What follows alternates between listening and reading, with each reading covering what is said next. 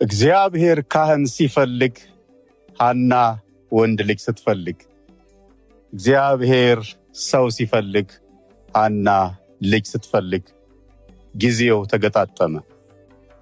ሳሙኤልን ሰጣት።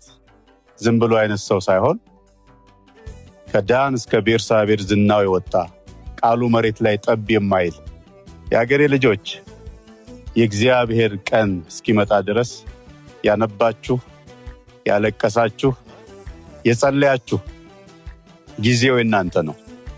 ምዕራፉ የናንተ ነው። የምስጋና ምዕራፍ ደርሶላችኋል። ክብር ሁሉ ለኢየሱስ ይሁን። ምዕራፍ 1 ላይ ነቀፋ፣ ለቅሶ፣ እንባ፣ ትችት ምን ያላሳለፈችው አለ። አንድ ነገር ልበላችሁ፣ ነቃፊው ጥቂት ነው።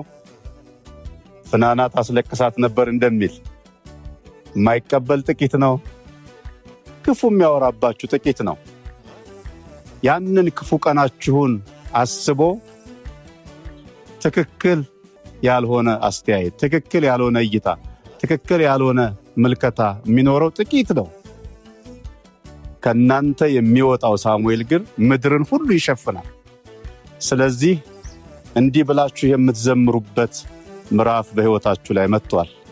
ልቤ በእግዚአብሔር ጸና፣ አትታበዩ፣ በኩራት አትናገሩ፣ እግዚአብሔር አዋቂ ነው እንዳለች ልቧ የተሰበረባት ያቺ ሴት ሳሙኤል በተሰጣት ጊዜ እፎይ ይህን የመሰለ ልጅ አገኘው፣ እንኳን ስለት የሰመረ አይደለም ያለችው። ልቤ በእግዚአብሔር ጸና።